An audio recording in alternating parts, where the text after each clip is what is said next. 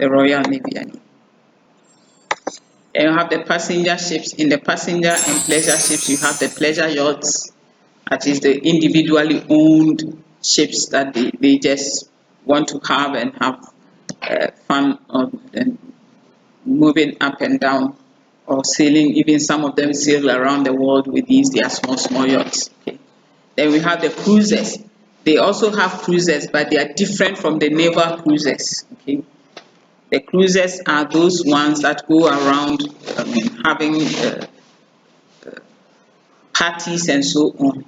Maybe one of these days when I come early enough, I will show you a film of one of such a cruiser, a passenger ship, where you have passengers book on, not because they want to travel from maybe Dakar to Ghana, but they just want to have call all the ports along the West African coast, go ashore, buying and stuff. So the cruises are mainly for pleasure. Then you have the liners. The liners are those ones that move between definite ports. So a liner will move maybe from Takoradi to Tema, carrying the passengers back and forth because they want to be in Tema at any time or Takoradi at any time, then they move back and forth.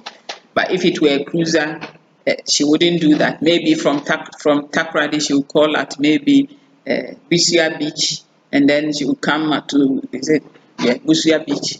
She would call at Salt Pond, she would call here. Just for if it is a place of interest, then she will call there.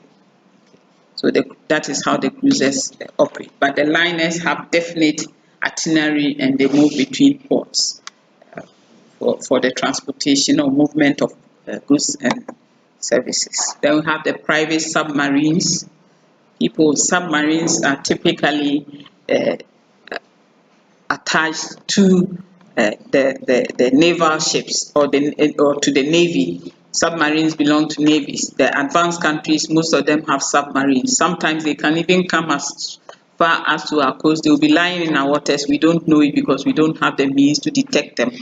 But they come to do spying and espionage activities. So you have submarines. Some people, even though they are very expensive to run, some people have private submarines also, but they are not on that commercial side, big size one.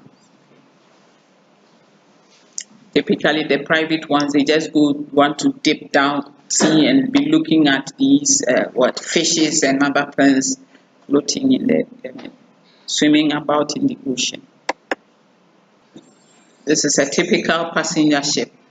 One of the very old ones, the Queen Mary and Queen Elizabeth and so on. It was Cunard. Cunard was a British company, so they used to name their vessels after their queens, Queen Mary, Queen Elizabeth, and so on. So you have the passenger ships. You can see, and there you can see the boats. You have the light boats all at the top there. The black blocks are the windows. We call them portholes. So the portholes to the cabins of the passengers. And you have the light boats. The front part top there will be the bridge where the officers navigate the ships from. Then the red stack there is the funnel. The funnel is the point through which the smoke gets out, up and out. So the funnel is more like the exhaust of a car. Okay, because the combustion, when it takes place, the smoke has to come out and it comes through the funnel. Then you have a hovercraft. It's also another type of means of transportation, but it operates in a very different way because the way we describe it is that it is a non-displacement vessel. It doesn't dip into the water. Rather, when it is moving, it moves on an air cushion. So the spray you see there, it is the air that it is spitting out it spits out water, and then it is able to lift herself out of the water, and she'll be floating, gliding on air. So between the sea surface and the bottom of the craft, there will be some air, and it floats on that air. It's very, very nice to remember. You don't feel the up and down movement and the nausea that goes with it. Okay. That is the hovercraft. And this is a modern passenger ship. The first one was those days, the Titanic type of vessel was the other type, passenger vessel. Modern passenger vessels, you can have all the pleasure you can think of on shore being there. You have golf courses, you have mountain climbing surfaces. As for swimming pools, uncountable. You have promenades on deck places. Some of them, they even create the ambience as if you are walking under trees, canopy of trees, and so on. You have very, very interesting scenes, and people pay. It's a lot of money, but they prefer to go there and just have fun, because most of these types of vessels, what they do is they operate in areas where there are a lot of tourist centers they can move, like in the Caribbean. They have those small islands there, island stays. They have very beautiful beaches and other things that attract these people. So they book a space in the passenger ship, and it takes them around these spots, okay, and then brings them back to their home. They go,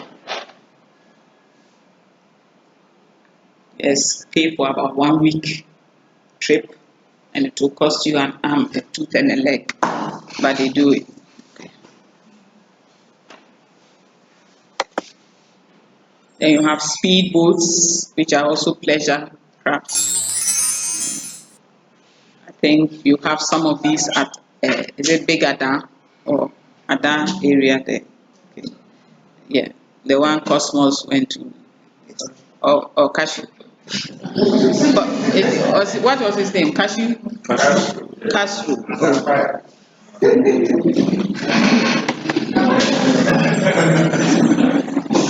Cosmos, Cashew, whatever. So you have them here. Here we don't have, in some places they have what they call a marina, and they have so many of these boats. Sometimes they are even for hire. If you want, they will just hide it to you. You use it yourself, or somebody will drive you around and you come back. See, this is what we are not taking advantage of. We are ruining all our beaches with plastics and useless setups, drinking spots. But in some places, and all we know to do is to drink. Okay. Drinking spots. Look at that mighty beach there. It used to be a very nice beach. They call it Titanic, is it? A very nice beach. Today, look at what they've done there. It's an eyesore. Okay. You go somewhere else, the beach stretches. If you go to Banjul in the Gambia, they have white beaches. Our beaches are not white. The sand there is white, and it's so beautiful. And nobody will come and allow you to put these structures there. Okay. A very beautiful beach. Because of that, the passenger ships, when even have a dedicated berth for the passenger ships, because they like to come there because of their beaches. Okay. So beaches can attract a lot of tourists, and you get a lot of money, instead of allowing some few selfish people to ruin it like that. Then you have ferries. The ferries will be something like the liners. The ferries are liners. This ferry type here, it carries trains, railway wagons. They come to the port, and you have the railway lines. Here in Tema, they used to have railway lines, which they've removed most of them. And the trains will come in from the hinterland straight to the port, and they will line the railway lines in the ship to the shore ones, and the trains will drive in. Cars would also come in, and then they move them across the body of water. Then you have oil rigs. Okay. which are stationed to take up the oil from the seabed. Now we want to look at packaging. So we've seen the different types of ships. We want to look at the way the cargoes are packaged.